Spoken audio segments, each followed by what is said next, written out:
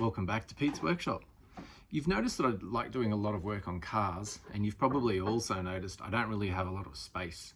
I've never been able to consider getting a lift or a hoist, just don't have the space for it. So I'm always trying to look for easier ways of lifting the car, and a lot of you know in modern cars, especially Volkswagens and Audis, they're actually a little bit difficult to jack up. You can really only jack under the sills, the side sills. You can't jack under the front of the car, so that makes things a bit difficult as well. So I've been working out better ways of doing things. You've seen I've built some car ramps and some stands. And I've just been thinking of different ways of lifting the car up to be able to use those better as well. So here we're going to start looking at these air jacks that are readily available. So this is the Vevor air jack that's readily available. I bought directly from Vevor in Australia actually. The freight was unbelievably quick. I actually ordered it while I was away and it actually beat me home. So I was pretty impressed with that. Obviously Chinese, obviously the quality is not great. I kind of knew that and I've expected it because I've been looking at reviews of these as well. So I still thought it'd be worth having a look at. They're kind of cheap enough to give a go.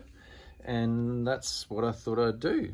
The first thing I noticed was the airline fitting that it comes with. It's not really suitable for me. So Australia generally has the Nitto style fittings, but I mean, these are about $3 you can buy them, so that's not actually a problem to change. Very, very simple. You've got two valves, your inlet valve and exhaust valve. The reason that there's two there is that you can still leave your airline connected, lift it up, you can close that off, and then if you want to let it down, you can open up the exhaust valve. It does also include a pressure relief valve. It's not a plastic valve, that's just a cap that covers it, so it is all brass, it is all reasonable quality. When the assembly comes, there is some assembly required. You do have to fit the handles and you do have to fit the valve bracket, and you do also need to trim the plastic line and connect that up to here as well. Not such a problem, very easy to do. The next thing I noticed was the jacking pad. It's quite good, it's relatively stiff. This is quite flat here as well. The major problem that I see is they've used a cap head bolt. Not very smart. If you want to jack up right on that point, you're going to be lifting directly onto that bolt. So that's not great. So let's pull that bolt out and have a look at it and work out a better way of fixing that into the top of the jack. So the very next thing is that thread doesn't look very good on the bolt as well. The thread is actually not in very good condition at all. So let's give that a bit of a clean up as well.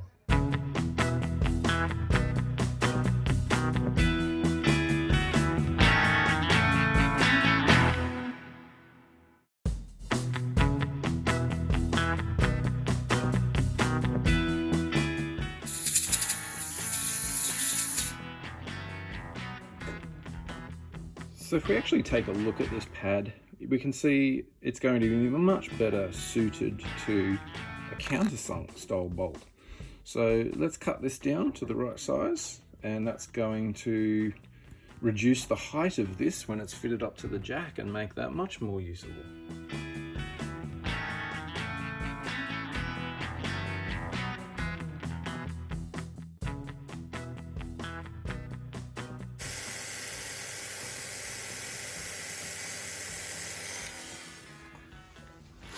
Let's check that for fit first. Make sure the thread starts. Yeah, nice.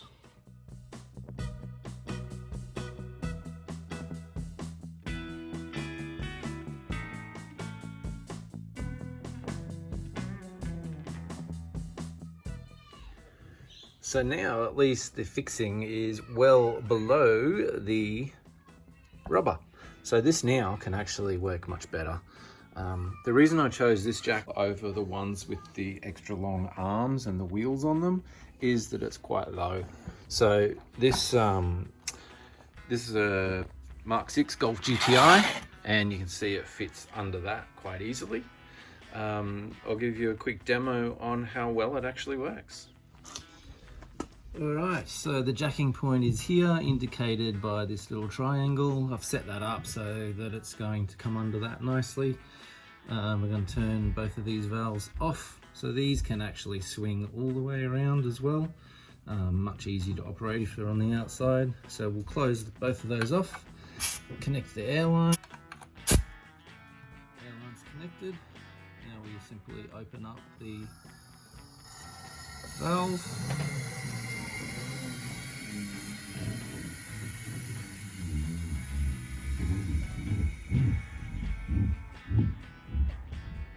It's all the way open. It does have stoppers in there, so it can't go too far, and it does have the pressure relief valve, so you can rely on that as well. But you can close that off and you can remove the airline, which is really useful as well. Of course, now's a good time to mention that you would never get under the car trusting on that jack. You'd always put some jack stand under it to protect yourself. So that will actually hold up and stay under pressure for quite a long time, which is great. To release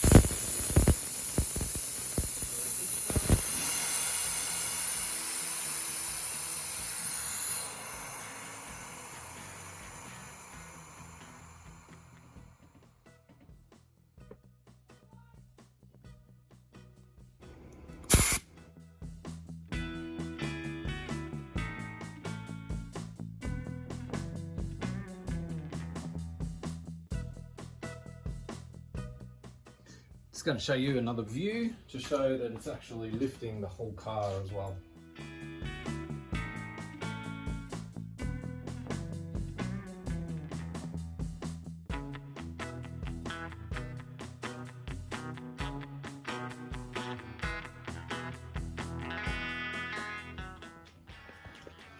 So the height of this,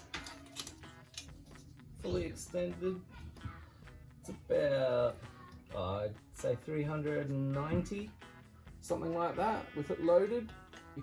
That's plenty high enough for me. Let's let it down and see what the stow height is.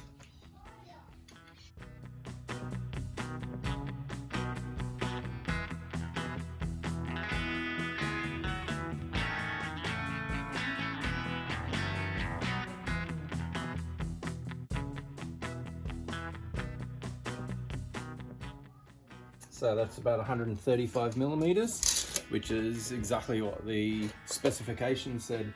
And that's the reason that I got this particular version rather than the long-handled version, is this will sit a little bit lower.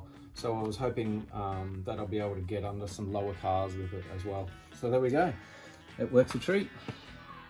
If these air jacks are so cheap, wouldn't it be pretty cool to get two of them and maybe link them together somehow? Let's have a little bit of a better look at these. There's nothing on the bottom, just a flat plate. We've got a manifold, so the three valves there are connected into a manifold block. The output of the manifold block is what literally goes into the bottom of the bag to pump the bag up. So super simple. Let's think about some considerations about linking the two of these together. Running two air lines, one from one side across to the other side, and then trying to actuate the valves is not really an option, because you need to be on, I'm only one person. So the consideration is we need a single set of controls that can operate both air jacks. So the simplest way would be to put a T-piece in this line here that actually runs across to this airbag here. So any air that you put in with these valves goes into this bag and this bag over here. What's a way that we can do that? The other consideration is that we want to be able to still disconnect and leave the jacks with pressure in them. That's another consideration. And ease of operation is another consideration. So this is what I've come up with. So I said before we wanted to put a T-piece in here. This part of the manifold has the same potential as the hose that drives the bag. So what I've done is I've drilled into here and I've tapped a 1/4 BSP thread, and I've fitted a quick release here, which is exactly the same as what I use on all my air fittings. So the idea is I'll connect, do this exactly the same to this unit over here. I'll have the other valve in here, and then basically that will allow me to control both airbags from the one set of controls. The other part of that is I need to be able to disconnect the interconnecting airline without lowering the jack as well. So the beauty of these is they also have a one-way valve in them. So as soon as you release the hose comes out of here, the air gets sealed at that point. So that's a very useful item in this little project. So then we need a hose to join these two together. So this can simply plug into here. The other one will plug into here when I put the fitting in, but we also want to be able to have a tap on this hose as well. And I'll show you the reason for that later. This is just a pressure flow meter to act as a tap. I'm not sure it's going to be 100% suitable. I may have to put a tap in here, but we're going to give this a go to start with. So let's pull this off and get it modified the same as this one.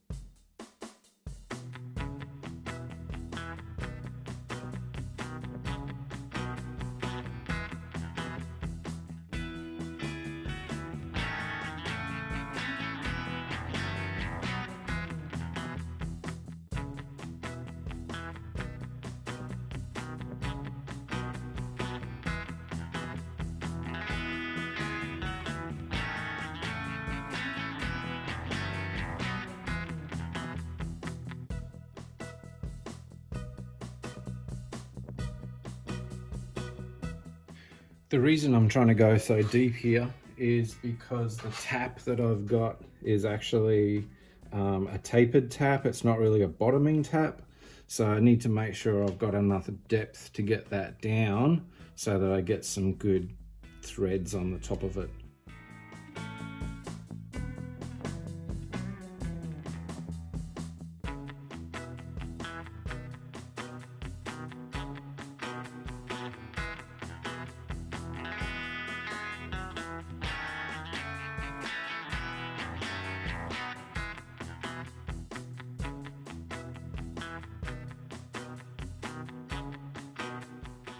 In case you're wondering why I'm using a shifter on this, someone's already munted this in the past before I owned it. So it's got two flats on it. Other than that, it's difficult to get into a better tool. So the shifting spanner works fine for that.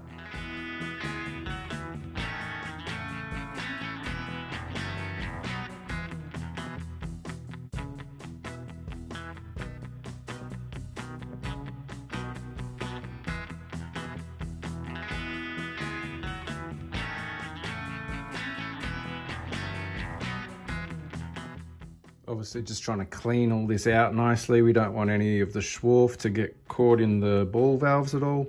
But you can see that's cut quite a nice thread on that, ready to take the new fitting. So I'm just going to give this another good clean out, and then we'll be right to attach the new Nitto female fitting to this.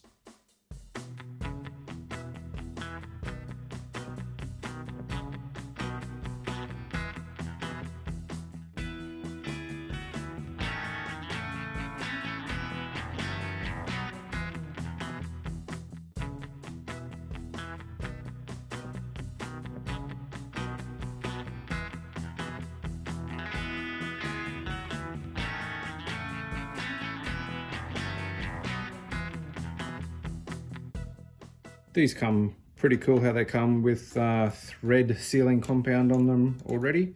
So when that gets a bit of friction on it, that'll heat up and then seal off nicely.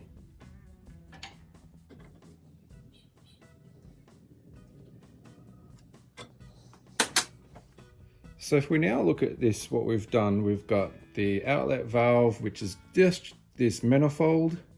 There's a one-way valve in here, so this is fully sealed. So right now, this can act exactly how it would in the original design without the modification.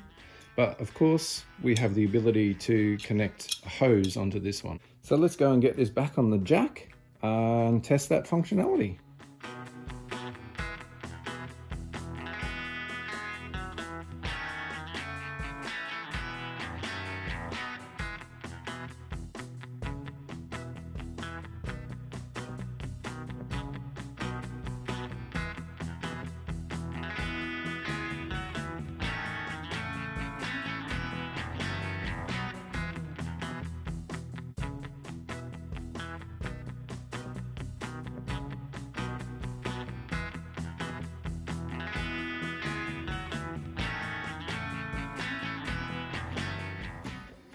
Alright, so let's have a look at what we've got going on here. Remembering that now these have the female Nitto fittings in them.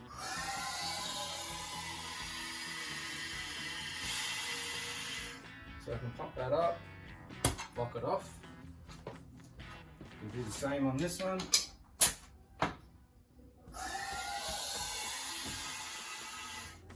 Lock it off.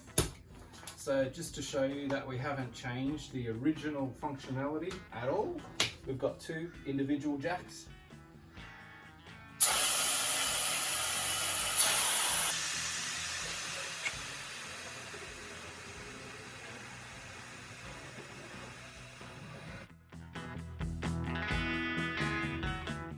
Okay, now let's link these together.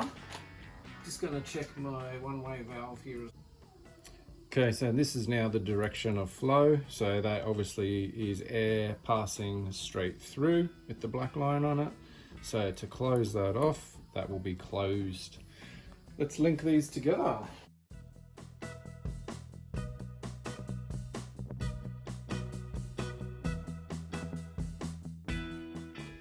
Obviously we've got air only in one unit, as you can see. I'm going to open up this valve now, so when manifold fills this line, it's going to go into this manifold. So we should see, when I open this valve, we should see both jacks go up. Let's try it.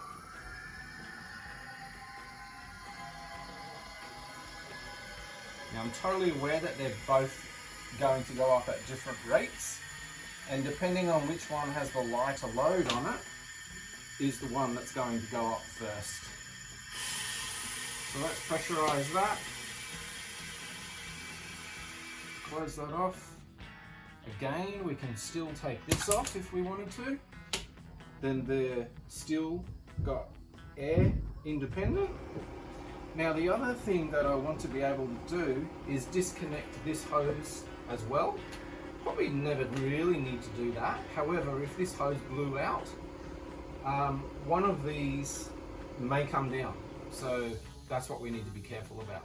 So if we want to be sure that these are up, we need a way of closing this valve, and that's why I've put that valve in there. So now when I open this one, there's a little bit of air leaking there, and that's because that valve is a flow valve and not a gate switch. Now I'll delete that one. So now these are totally independent and there's no hose connected. That's it. It works. Of course, we can let them down individually, or we can link them up. I'm going to re-link them.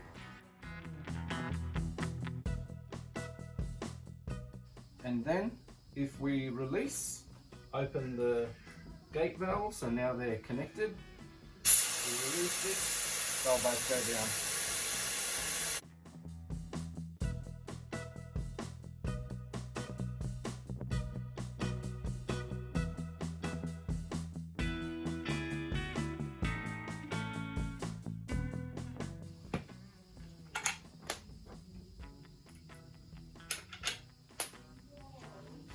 It works.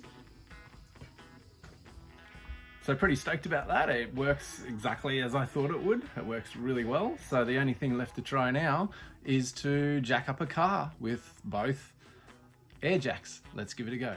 So I'm just going to connect one up, make sure that it's in the right place under the sill. I've tested that, put a bit of pressure in it. That is fine. Let's go and do the same with the other side.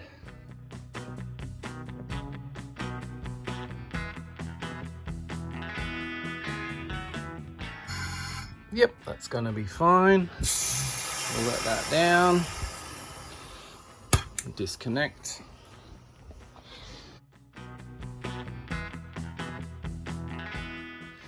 That's connected. Now, this is my interconnecting hose, so I'm going to close that one to start with. And we can connect this into here. That's connected, valve's closed. Then we can pass this one around to the other side. Gonna have to go. Probably could have made this a bit longer, I'm guessing.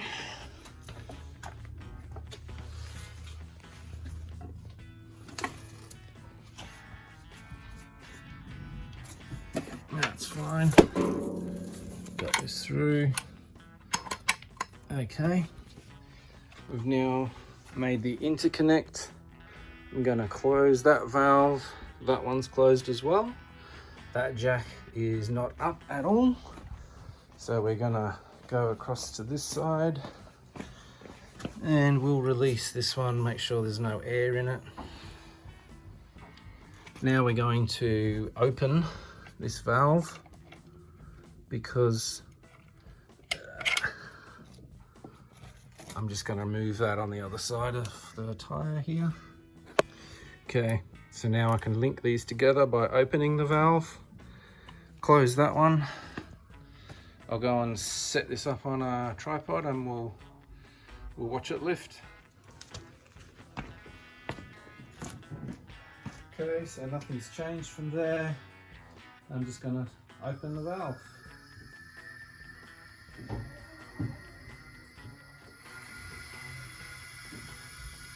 Just going to stop it there and check. Always pays to check. That's fine. Check the other side. That one's fine as well.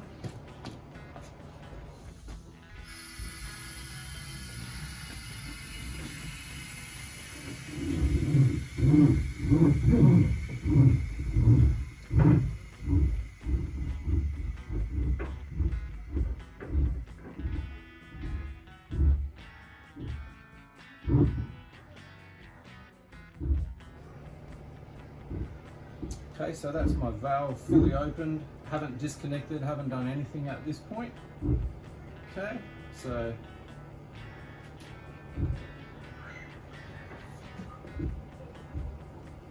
I'm giving that car a bit of a shake there. It's actually surprisingly solid. Now what I can do is close off that valve. And if I want, we can disconnect the feed to the air compressor. Obviously these are still connected, but now we'd be able to put other jacks and things underneath wouldn't get under the car like this. Now if we wanted to disconnect the hose, we can do that as well by closing the valve. Then we simply release this side and then go and disconnect the other side as well.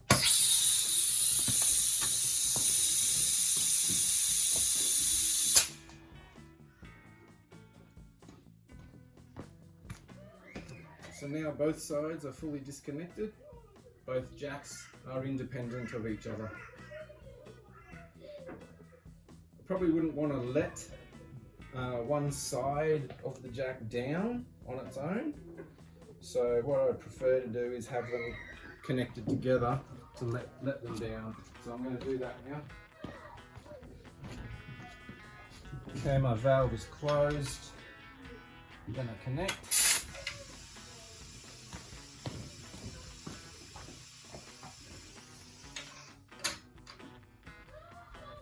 Connect.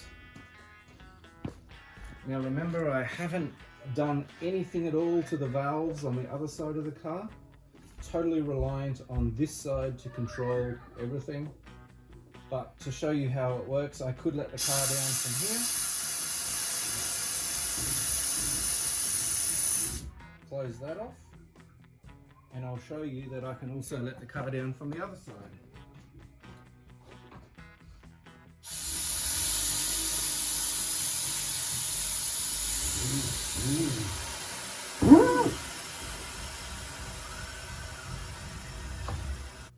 What I forgot to do was to open the valve. That's why this one wasn't going down.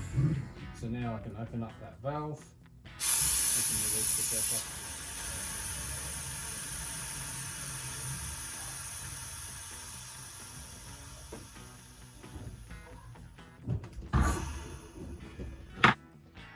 Well, I'm really happy with how that worked. I hope that you could see how that worked.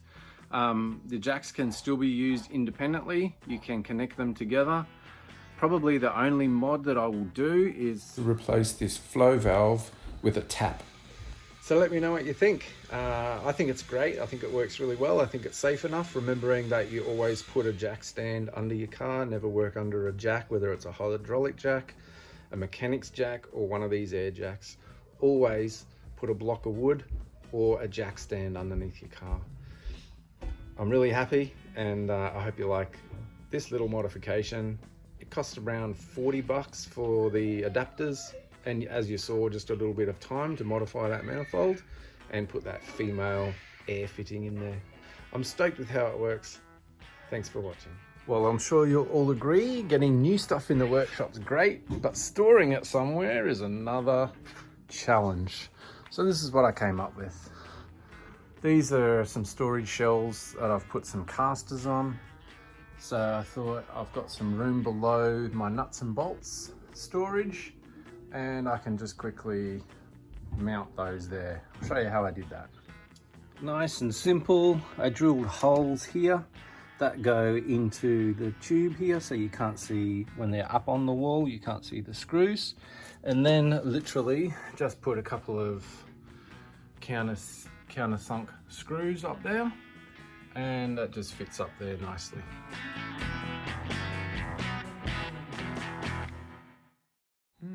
What if I connected 4 of these jacks together?